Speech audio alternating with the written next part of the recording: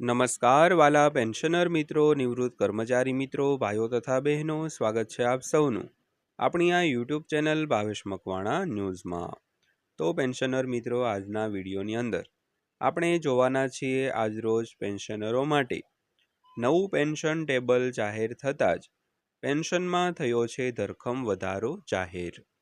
તો પેન્શનર મિત્રો, આજે જે પેન્શનરોનું પેન્શન ટેબલ છે તે જાહેર થયું છે અને તેના લીધે પેન્શનરોના પેન્શનમાં ધરખમ વધારો પણ જાહેર થયો છે।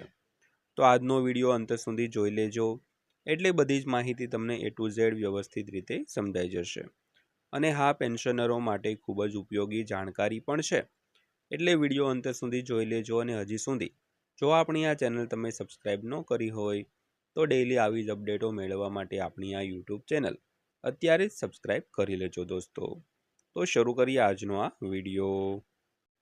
તો પેન્શનર મિત્રો, સૌથી પહેલાં જોઈએ તો 8મા પગાર પંચને જાન્યુઆરી 2025માં કેન્દ્રીય મંત્રીમંડળ દ્વારા મંજૂરી આપવામાં આવી હતી અને પછીથી ઔપચારિક રીતે સૂચિત કરવામાં આવ્યું હતું। તો અગાઉના પગાર પંચોની જેમ પગાર માળખા, ભથ્થા, પેન્શનનો અભ્યાસ કરવા અને સરકારને ભલામણો સબમિટ કરવા માટે લગભગ 18 મહિનાનો સમય આપવામાં આવ્યો છે। તો ખાસ કરીને 8મા પગાર પંચને જાન્યુઆરી 2025માં એટલે કે ગયા વર્ષે કેન્દ્રીય મંત્રીમંડળ દ્વારા મંજૂરી છે તે આપવામાં આવી હતી અને પછીથી ઔપચારિક રીતે સૂચિત પણ કરવામાં આવ્યું હતું। તો અગાઉના પગાર પંચોની જેમ પગાર માળખા, ભથ્થા, પેન્શનનો અભ્યાસ કરવા માટે અને સરકારને ભલામણો સબમિટ કરવા માટે સરકારને લગભગ 18 મહિનાનો સમય છે તે આપવામાં આવ્યો હતો। તો પેન્શનર મિત્રો, આજનો વિડીયો તમે અંત સુધી જોઈ લેજો, એટલે બધી જ માહિતી તમને વ્યવસ્થિત રીતે સમજાઈ જશે। તો ત્યારબાદ જોઈએ તો 8મું પગાર પંચ કેન્દ્ર સરકારના કર્મચારીઓ અને પેન્શનરો માટે સૌથી વધુ રાહ જોવાતી પગાર સુધારાઓમાંની એક છે, પરંતુ સુધારેલા પગાર તાત્કાલિક આવે તેવી શક્યતા નથી। તો ઇન્ડિયા ટુડેના એક અહેવાલ મુજબ સરકારી કર્મચારીઓએ વાસ્તવિક અમલીકરણ માટે 2027 સુધી રાહ જોવી પડી શકે છે।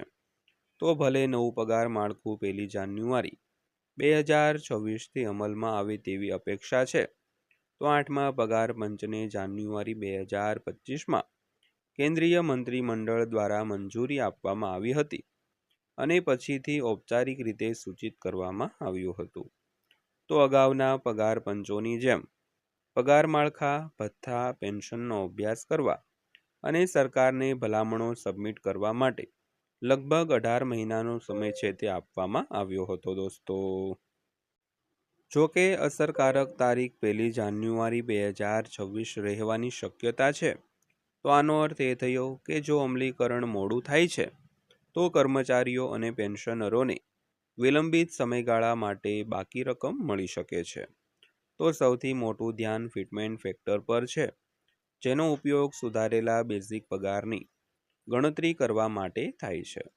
તો 7મા પગાર પંચ હેઠળ ફિટમેન્ટ ફેક્ટર 2.57 હતો, જેણે ન્યૂનતમ બેઝિક પગાર વધારીને ₹18,000 કર્યો હતો। તો હવે કર્મચારી સંગઠનો 3.68થી 3.83ના ફિટમેન્ટ ફેક્ટરની માંગ કરી રહ્યા છે, જે લઘુત્તમ મૂળભૂત પગારમાં નોંધપાત્ર વધારો કરી શકે છે। તો કેટલાક અંદાજો સૂચવે છે કે અંતિમ ફોર્મ્યુલાને આધારે તે વધીને ₹51,000થી 69,000 સુધી પહોંચી શકે છે। જો કે હજુ સુધી કોઈ અંતિમ સંખ્યા મંજૂર કરવામાં આવી નથી। તો 7મો CPC ફિટમેન્ટ ફેક્ટરની વાત કરીએ તો 2.57 અને 8મા CPCની માંગ છે તે 3.68થી 3.83ની છે। તો પગાર વધારા ઉપરાંત કમિશન, નિવૃત્ત કર્મચારીઓ માટે જે મોંઘવારી ભથ્થું એટલે કે DA, ઘરભાડું ભથ્થું એટલે HRA, પરિવહન ભથ્થું અને પેન્શન સુધારાઓની પણ સમીક્ષા છે તે કરશે દોસ્તો। ત્યારબાદ જોઈએ તો જો 8મા પગાર પંચની ભલામણોને મંજૂરી આપવામાં આવે તો 31 ડિસેમ્બર 2025ના રોજ અથવા તે પહેલાં નિવૃત્ત થયેલા પેન્શનરોને પણ લાભ મળવાની અપેક્ષા છે। તો સરકારે માય ગવર્મેન્ટ પોર્ટલ દ્વારા પરામર્શ અને હિસ્સેદારોના પ્રતિસાદ પણ શરૂ કર્યા છે. તો જ્યાં કર્મચારીઓ અને પેન્શનરો, સંરક્ષણ કર્મચારીઓ અને માન્ય યુનિયનો પગાર સુધારણા અને સેવાની શરતો પર સૂચનો સબમિટ કરી શકે છે. તો હાલ પૂરતું મુખ્ય મુદ્દો સ્પષ્ટ છે. કાગળ પર 8મું પગાર પંચ જાન્યુઆરી 2026થી લાગુ થઈ શકે છે, પરંતુ વાસ્તવિક પગાર વધારો ઘણો લાંબો સમય લઈ શકે છે અને મોટાભાગના કર્મચારીઓને સુધારેલા પગાર અને બાકી રકમ જે માર્ચ માટે છે 2027 સુધીની રાહ છે તે જોવી પડી શકે છે. તો પેન્શનર મિત્રો, આ હતી આજની માહિતી પસંદ આવી હોય, વિડીયો સારો લાગ્યો હોય તો વિડીયોને એક લાઇક કરજો અને આવી જ માહિતીઓ મેળવવા માટે આપણી આ ચેનલ સબસ્ક્રાઈબ કરી લેજો. તો ફરીવાર પાછા મળીશું એક નવા વિડીયો સાથે, નવી માહિતી સાથે. ત્યાં સુધી સૌને જય હિન્દ, વંદે માતરમ.